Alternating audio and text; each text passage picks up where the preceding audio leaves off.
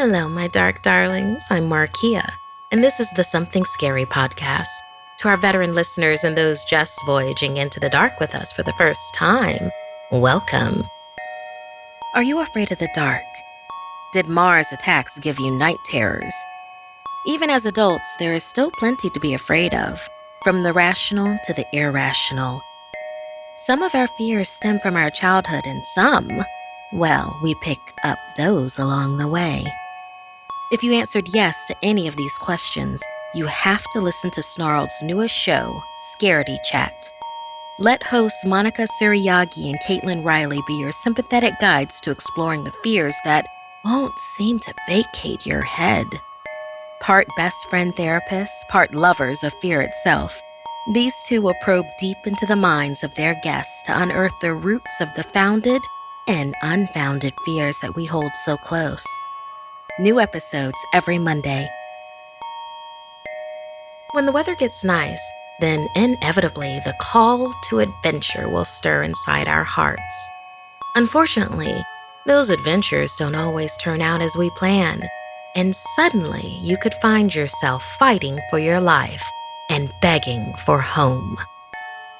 First, a demon that preys on your fear, followed by a voice so piercing it kills. Then a honeymoon becomes a horror fest. Finally, in our featured story, a beast that stalks the lost. I receive hundreds of creepy story submissions every single week, and of those, the scariest ones make it into our podcast, along with the story that we've chosen to animate and post over at youtube.com/snarled. If you have a tale you're dying to share, send me an email at somethingscary@snarled.com. If you'd like to support Something Scary, then consider joining our Patreon. As a patron, not only can you help the show and see ad-free episodes, but you can also be a part of the horror and hear your name featured in one of our podcasts or weekly video stories. Visit patreon.com/snarled. So, want to hear something scary? Begging for home.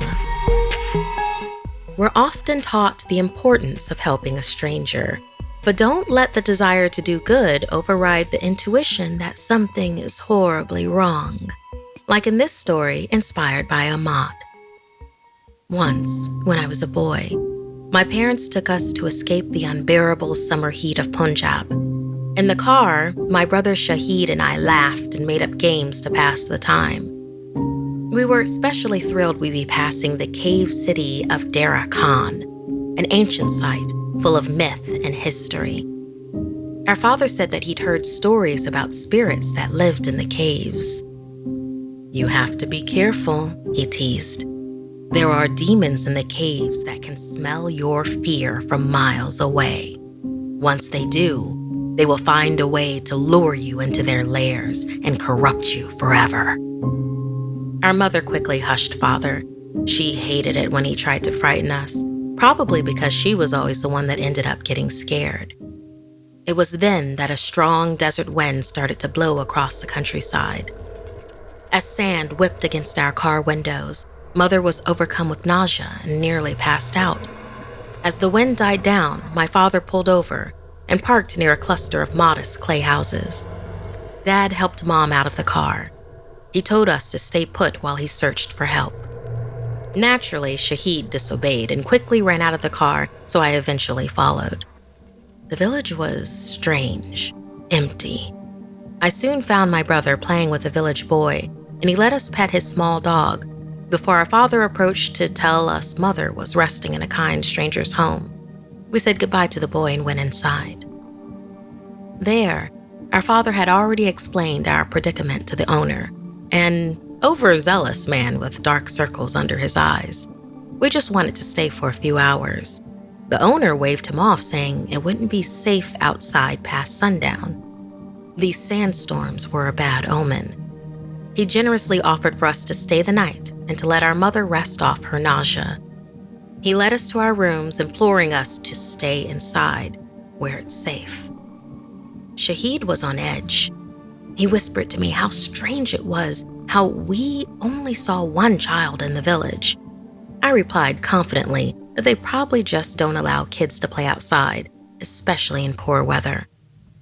That night, as I struggled to sleep, I heard a tap at the window. It was the same boy, his face contorted by tears and worry. "My dog ran away. Can you help me find her?" he begged. Shahid and I went, even without thinking, sprang up, grabbed a flashlight, and tiptoed outside. The boy led us through the pitch-black village and explained that his dog probably went into the caves. As we got closer to the caves, we heard a distant barking coming from inside. Shahid hesitated, but the boy called out to his dog and ran ahead of us. I assured Shahid that we'd be okay. We followed the boy into the cave and hunted for the source of the barking. The cave was complex, branching off into what seemed like endless passageways. I shined the flashlight at the walls, and they were coated with ancient etchings that I could not decipher. Had we stumbled into the cave city of Deerman? I gripped Shahid tight as the boy confidently led us deeper. The dog's yips became clearer and clearer until, suddenly, they stopped. I slowly approached the boy, the flashlight focused on the back of his head. He was eerily frozen and said he had found his dog. He turned to face us and smiled wickedly with a mouthful of blood. He spat out a chunk of the dead dog's flesh and began to change, his clothes and skin molting off, revealing a sticky-haired creature with a distended stomach. The boy turned demon held what remained of his dog in its 3-fingered claws. I didn't think or scream. I just turned and ran and prayed every prayer I could think of that I would just return safely to my parents. The maze-like cave had me running in circles, but just as I ran out of breath, I found the exit, and my mother and father waiting in horror. Along with them was the man we were staying with. He just seemed resigned. "Where is your brother?" my mother cried. "Where is Shahid?"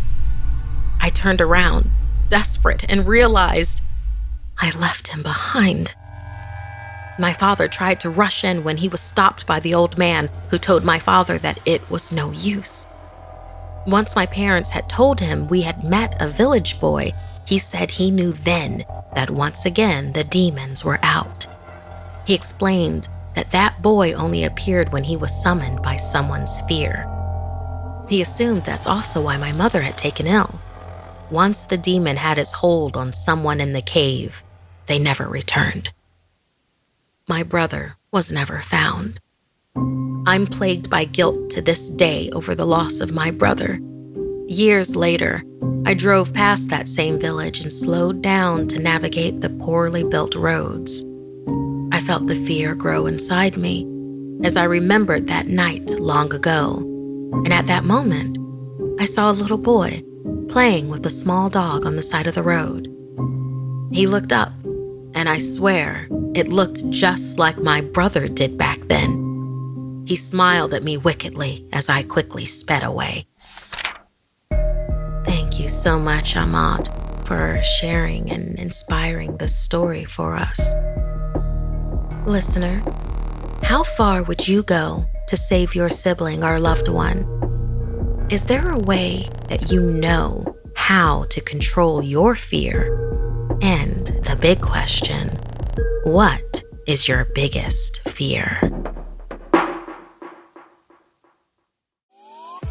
My face gets super oily at the worst times. It's only after the pictures get posted that I realize my glow is shining like its own headlight. We've all had struggles with our skin, and that's why we're excited to partner with our sponsor, Apostrophe. Apostrophe, a prescription skincare company, treats acne, and they can also help you hit your other skincare goals, like reducing redness, wrinkles, and even dark spots. I decided to try Apostrophe because I wanted to do preventative treatments for my skin now. Plus, I liked that it was so easy to know I had a real dermatologist with them. No pharmacy lines and no appointments necessary. We have a special deal for our audience. Save $15 off your first visit with a board-certified dermatologist at apostrophe.com/scary when you use our code SCARY. This code is only available to our listeners. To get started, just go to apostrophe.com/scary and click Begin Visit. Then use our code SCARY at sign up and you'll get $15 off your dermatology visit. That's apostrophe.com/scary and use that code SCARY to get your dermatology visit and save $15. And we thank Apostrophe for sponsoring the podcast. All over the world, hotels welcome their guests with the promise of a relaxing stay, clean sheets, and a continental breakfast. But not every guest that checks in is lucky enough to check out. Like in this story, inspired by Cassie. Young Amelia and her parents approached the front desk at the Cottonwood Hotel.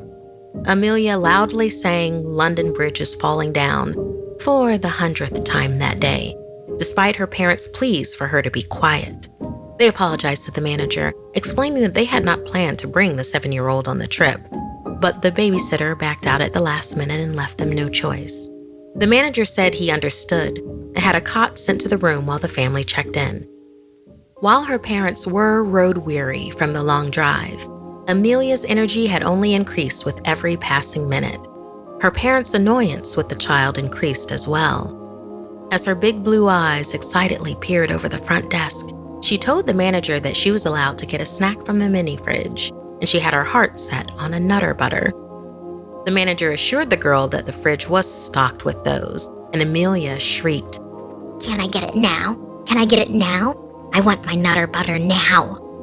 Her exhausted and angry father rolled his eyes and said, "Fine," and the girl excitedly ran down the hallway to room 566, once again loudly singing out of tune, "London Bridge is Falling Down." She eagerly waited for her less than enthusiastic parents and the helpful bellman to catch up with her as she impatiently jumped up and down, continuing to sing. "Stop singing that song," Amelia's father demanded, but she wouldn't stop. When the bellman opened the door, Amelia ran into the room straight towards the mini fridge. Her mother yelled at her, telling her to take only one snack. As the bellman exited the room, her father immediately placed a "Do Not Disturb" sign on the doorknob, making sure no staff would enter. As he closed the door, the last sound that could be heard from room 566 was Amelia's voice singing, "London Bridge is Falling Down." The next morning, Amelia's parents checked out of the Cottonwood Hotel without Amelia by their side. When asked where their beautiful daughter was, they dismissively explained that she was already waiting for them in their car. As they scurried off, her father threw a Nutter Butter wrapper into the waste bin. That afternoon, housekeeping came to clean room 566. To their surprise, the room looked spotless. The beds were perfectly made, the towels were folded and untouched, and the carpet still had markings from the vacuum cleaner that housekeeping had used days before. The only sign that this room had been stayed in was Amelia's small shoes sitting at the corner of her bed. Confused by the tidiness of the room, the housekeeper tried to open the bathroom door, but to her surprise, it was locked. She pulled out her key, but the lock wouldn't budge. By the time maintenance arrived to the room, blood was oozing from underneath the locked bathroom door. The repairman kicked open the bathroom door, and they were immediately hit with the potent smell of rotting flesh. Both the repairman and housekeeper screamed in horror when they saw little Amelia's decapitated head floating in the bathtub. Her beautiful blue eyes were still open and her mouth agape. No tongue inside, just the crumbs of a Nutter Butter all over her chin. Her body was bloated as it laid across the bathroom counter. Her once blue dress was now completely red and her tongue disposed of in the waste bin. The girl was seemingly killed by her parents. A full investigation was done into the murder of Amelia, but her parents were never found. They paid in cash. No ID had been asked. In fact, there were no records that the family ever existed. From that day forward, room 566 was sealed shut and closed to the public. The Cottonwood Hotel never fully recovered from that horrifying event, and those who do decide to stay at the hotel do so with the understanding that Amelia might pay them a visit. Some say you can still hear her skipping down the hall, stealing snacks from guests' rooms and singing, "London Bridge is Falling Down." Thank you so much, Cassie, for sharing and inspiring this story for us. Have you ever been on a terrible road trip? How would you deal with someone who annoyed you this much?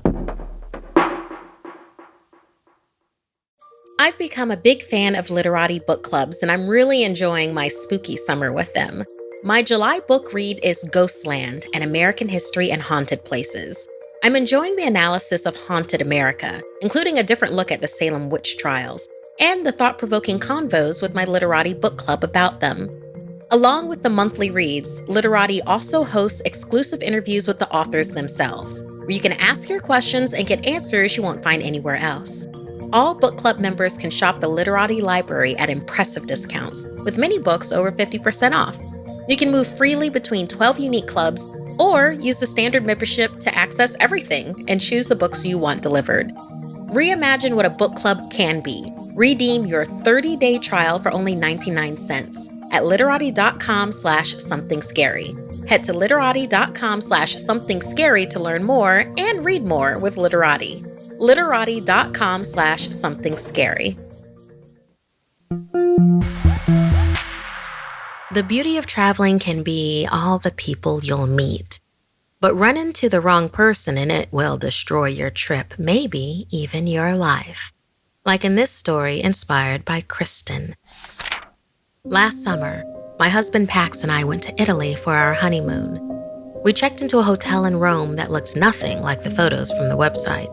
It was creepy, with tattered curtains and furniture, plus the walls looked as if they hadn't been painted in decades. I was reluctant to stay, but we couldn't find anything else at the last minute, so we decided to stay at that crusty old hotel. We hesitantly approached the reception desk, where an old man wearing an even older suit stood. His hair was unruly, and his eyes were bulging out of his head as he stared at us. Pax spoke to the weird man who handed him keys to room 225.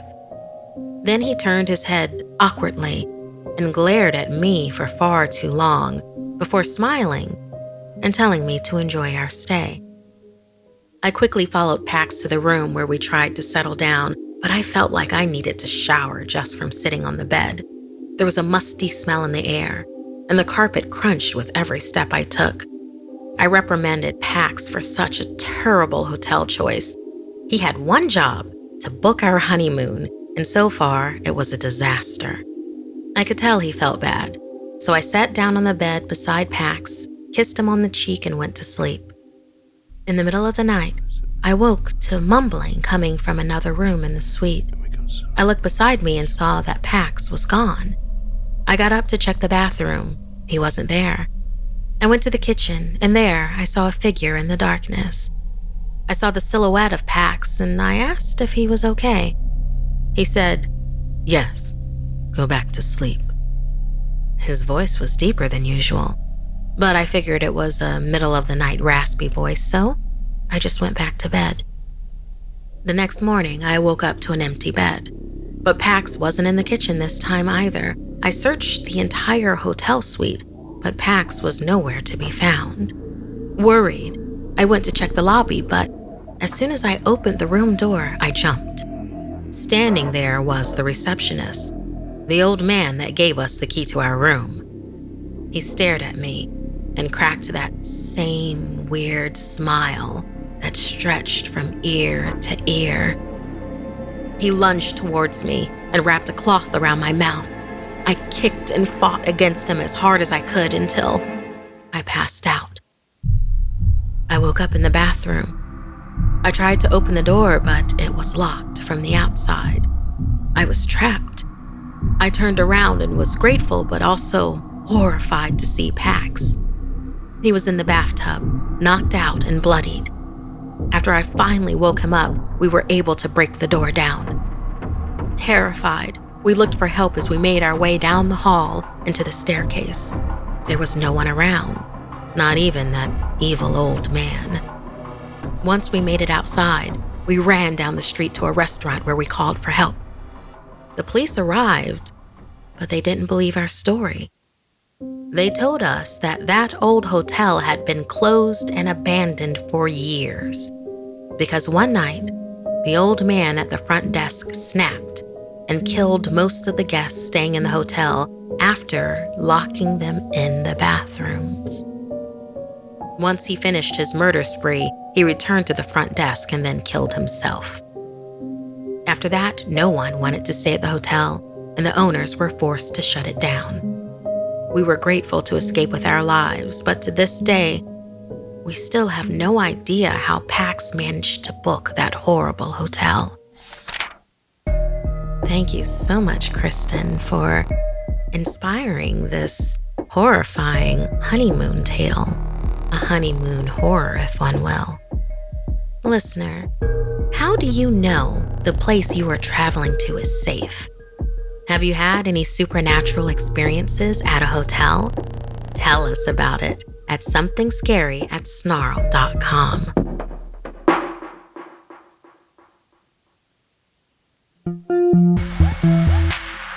There is nothing more beautiful than the great outdoors.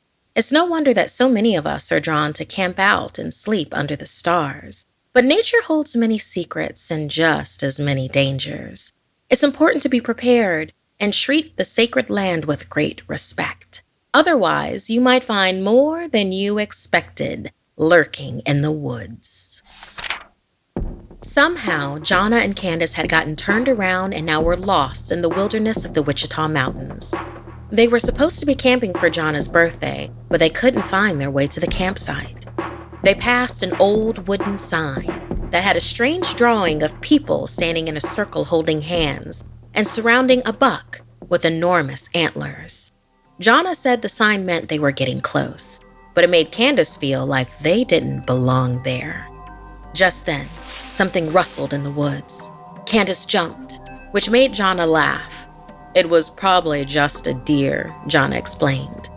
But that didn't make Candace feel any better. In fact, she felt like they were being watched. As the day slowly turned to night, they decided to set up their tent in a small clearing. They could look for the camping area with fresh eyes in the morning. Candace laid in the tent wide awake. She couldn't sleep, haunted by the feeling that something was out there watching them.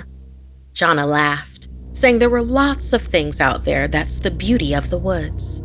Jonna suggested they go check out their surroundings to be sure there were no monsters. The two turned on their cell phone lights and peeked into the darkness outside their tent.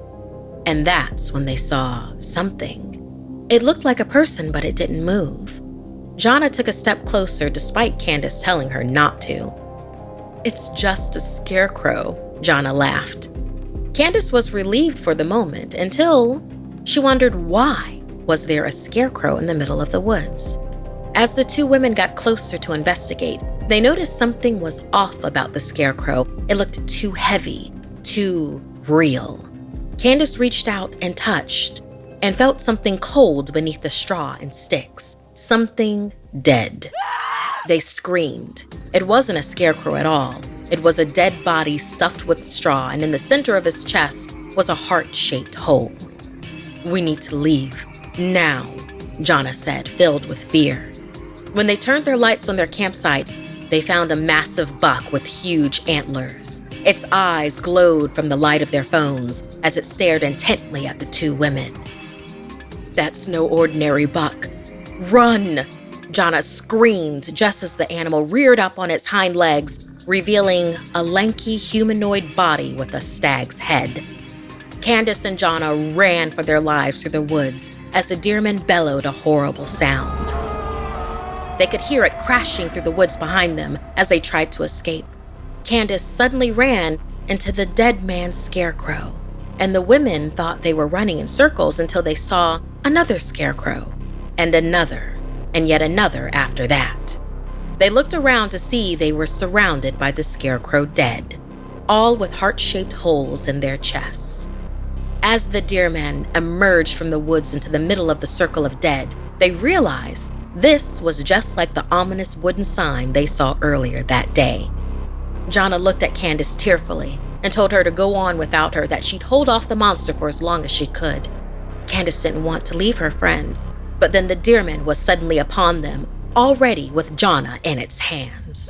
Candace screamed and ran, but just as she was about to pass the scarecrows, They sprang to life and grabbed her, holding her tight in their grips. Behind her, she heard a guttural voice scream, "Bring her to me."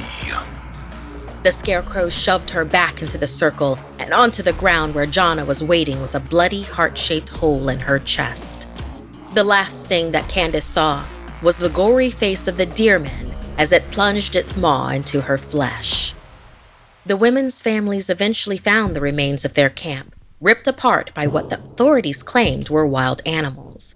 But the people that lived in the surrounding areas knew that everyone that got lost in those woods in the Wichita Mountains eventually fell prey to the infamous Deerman.